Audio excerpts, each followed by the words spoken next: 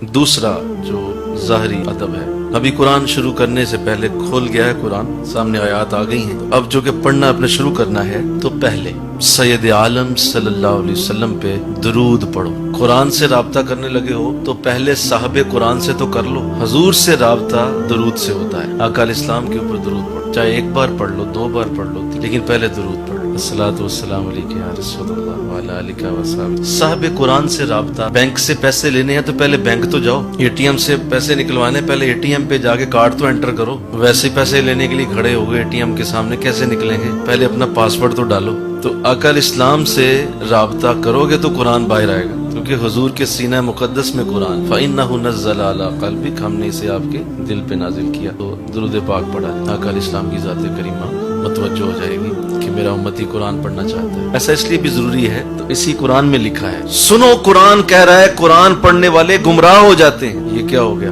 ہم تو تصور نہیں کر سکتے، ہم تو قرآن کو سمجھتے ہی ہیں اللہ کی کتاب ہے، بھائی اللہ کا کلام ہے تو سچا ہے۔ کیسے گمراہ ہو گئے؟ گمراہ اس لیے ہو گئے، مثال دے رہا ہوں، آپ جب اینک پہنتے ہیں، اگر آپ غلط نمبر کی اینک پہن لیں تو نیچے بے شک صحیح بھی لکھا ہوگا تو تم نہیں پڑھ پاؤ گے، اسے سمجھ نہیں پاؤ گے، کیونکہ آپ کی اینک غلط نمبر نے پہن، وہ غلط نمبر کی اینک کی وجہ سے وہ الفاظ آگے پیچھے ہو گئے۔ ایسے ہی جناب پہلے صحیح اینک پہنے، اور وہ اینک ہے محبت مصطفیٰ کی۔ ایسا اس لیے ہے کہ آپ جب ایسا کر لیں گے تو آپ کو سورہ فاتحہ تک سے لے کر سورہ والناس تک ساری آیات میں حضور ہی نظر آئیں، ہر آیت میں آقا کا چہرہ جگمگا رہا ہو، کہیں حضور کے چہرے کا ذکر، مل کے سبحان، کہیں آقا کی آنکھوں کا ذکر، کہیں آقا کے کندھوں کا ذکر، کہیں آقا کے سینہ مبارک کا ذکر، کہیں حضور کی اولاد کا ذکر، کہیں آپ کے شہر کا ذکر، کہیں آپ کے صحابہ کا ذکر، کہیں آپ کی جنگوں کا ذکر، کہیں آپ کے سفر کا ذکر۔ مطلب آپ پورا قرآن پڑھیں تو سارا کچھ حضور کی طرف گھومتا گھومتا نظر آئے گا، ساری کائنات آقا علیہ السلام کے گرد گھومتی نظر آئے گی اور درمیان میں آقا محسوس ہو۔ تو جب ایسا ہو جائے گا تو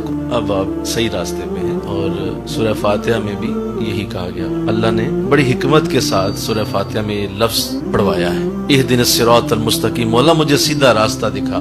نمازی کھڑا ہو گیا ہے، نماز پڑھ رہا ہے، باوضو ہے، ٹوپی پہننی ہے، امامہ پہننا ہے، کعبہ کی طرف رخ ہے، پھر بھی کہہ رہا ہے سیدھا راستہ دکھا۔ مولا یہ سمجھ نہیں آئی، سیدھا راستہ تو وہ پہلے ہی اپنا چکا، پہلے ہی سیدھے راستے پہ کھڑا ہے، مسلمان ہے، کلمہ گو ہے، پہلے ہی وہ سارا کچھ ٹھیک کر کے تو اللہ کے حضور کھڑا ہو چکا، ہاتھ باندھ لیے، پوری طرح سے اسے آیات اور ترجمہ اور جو ہے وہ الفاظ کی ادائیگی صحیح آتی ہے، تو اب سیدھا راستہ اور کون سا ہے؟ حضرت عباس رضی اللہ تعالیٰ عنہ جو قرآن پاک کے پہلے مفسرین میں سے، آپ سے پوچھا گیا تو آپ نے ارشاد فرمایا کہ یہ حضور علیہ السلام کی زیارت کی دعا ہے، مولا مجھے حضور دکھا دیا، پہلے اہدنا الصراط المستقیم، مجھے سیدھا راستہ یعنی حضور کی زیارت کرائی جائے۔ یہ زیارت مصطفیٰ کی دعا ہے جو ہر نمازی پہلے سورہ فاتحہ میں ہی کر رہا ہے، حضور سیدھا راستہ، تو پہلے یہ کیا جائے، انشاءاللہ کہہ دو۔